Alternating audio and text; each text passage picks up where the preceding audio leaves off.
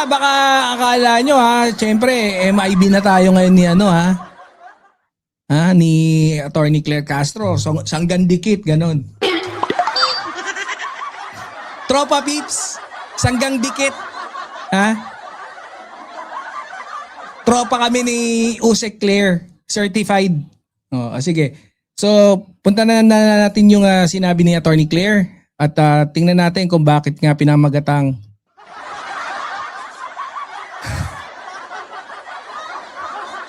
humahagupit na parang kidlat. Okay. Pasok. Attorney. Kailangan may fax, kailangan may resibo. Kung may tinatamaan ako ng aking kidlat, wala na ako magagawa. Ay, yun naman pala yung kidlat.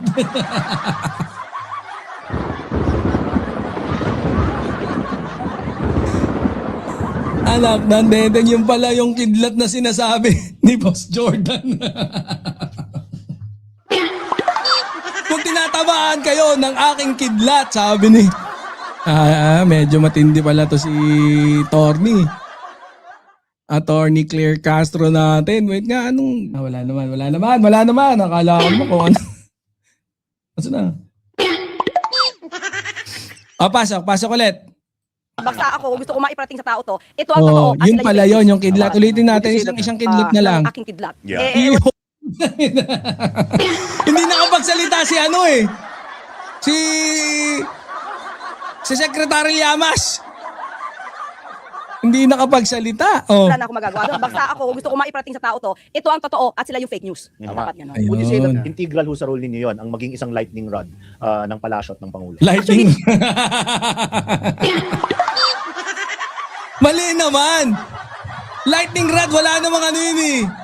Hindi kasi yung lightning rod, yun yung nag-a-absorb ng kidlat. Hindi yun po, hindi tumitira na. Mali Medyo mahina.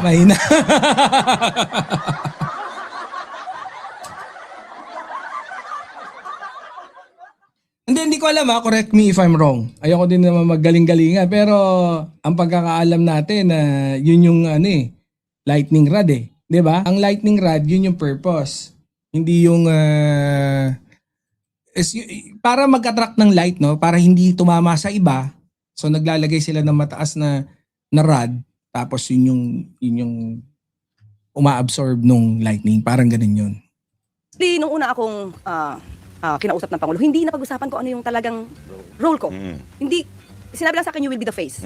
So, di ba sanay tayo ng walang spokesperson, walang press briefer? Oo, si Pangulo sanay tayo dati na gano'n wala. Kasi si Ma'am Daphne parang ang dating is parang moderator eh. So, hindi ko siya ma-imagine at the time.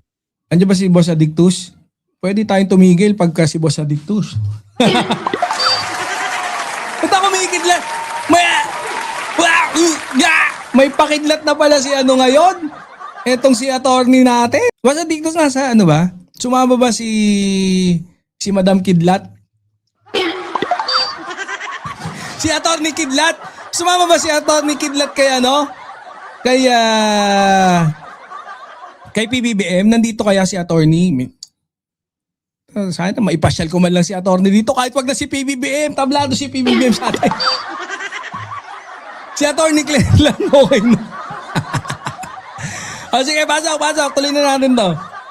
So, the first day, kung nabinyagan ako, yung day na outtaking namin, unang lumabas agad na tanong from Maricel ng Channel 5. Mali attorney The first day na nabinyagan, parang si Belica eh. Si Belica, nung unang hinga ko pa lang, when I had my first breath, I already knew. Sabi ko, ay, wait lang, mali na pindot. Nagsisinungaling to Ayop na to. Di ba? Hindi, binyag pala. Binyag bilang alam naman natin yun di ba? Tari nga ni Attorney Claire yung makeup niya medyo tapos kala ko naka-contact lens blue eyes, parang ganun Di ba? Tapos pagtingin ko kay Attorney Claire, tas yung medyo yung buhok, alam mo yung mga 80s na buhok na spray net, ang datingan. Nakaganon Di ba? Parang may spray net si Attorney Claire na gano'n, Tapos, pag nakita mo, may spray net si Attorney Claire. Tapos nakaganon pa. Tapos, parang tinanong siya Alam mo yung mga postura ng mga pangmalupitan, yung shoulder naka-angle na konting ganyan pag sa camera. Tapos sasagot ka. Parang taray ni attorney. Sabi ko, wow, very good. Napapalakpak ako eh. Di ba, tingnan nyo mag-live si Boss M. Di ba? Nakaganyan oh. Ano yan eh? Sign of ano yan? May leverage ka ng konti pagka yung postura mo pag sumasagot ka tapos naka-camera ka, 'di ba? 'Di ba? Shoulder roll ni Mayweather, parang ganun 'yan eh. Oh, naalala namin 'yan, Tony, naalala namin. Sige. 5L. Ivan Mayrina. Mayrina. Doon pa lang sumagot na ako. Tapos, so di ko alam, yun pa rin. Kasi ang sabi na ng Pangulo sa amin, na i-counter namin, gusto niya mapakita sa tao kung ano yung programa. And at the same time, ma-counter namin yung mga fake news. Oh. Yun talaga yung mandato namin. So, hindi ko in-expect, hindi ko inisip na, yung iniisip nyo ngayon, yun yung magiging mangyayari sa akin. Kumapit na sa'yo. Oo. The role chose you. Oo, diba? But siguro sa akin, I'm just telling the truth. Kailangan may facts, kailangan may resibo. Kung may tinatamaan ako ng aking kidlat, Yeah. Yo!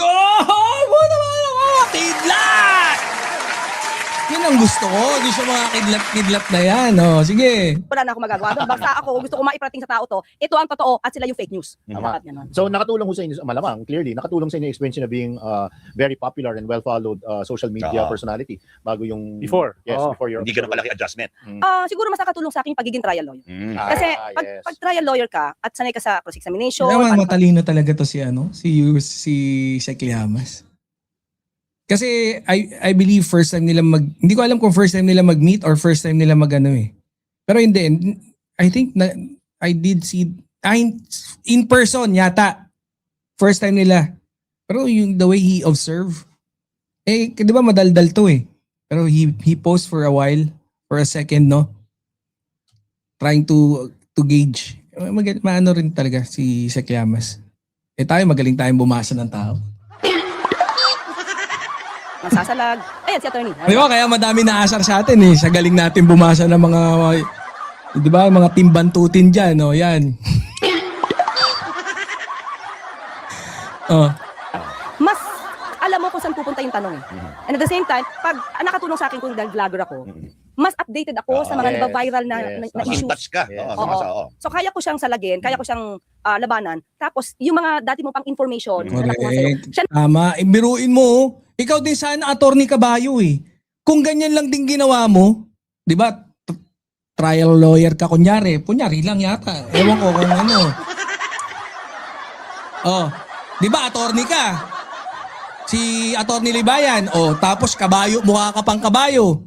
Ay, hindi, wala yon. So, attorney ka. Tapos, pang 5 beses ka nag-take ng bar exam. Ay, hindi, wala pa rin ba? Di ba, attorney ka? Pucha, nagmamali-mali na ako sa iyo, attorney Libaya. Ulit, di ba, attorney ka? Tapos sana, yung pagiging trial lawyer mo, ginamit mo. Dahil siyempre, alam mo na, masusundan mo yung mga tanong. Kung ano yung mga susunod na tanong. Tapos, well aware ka pa sa...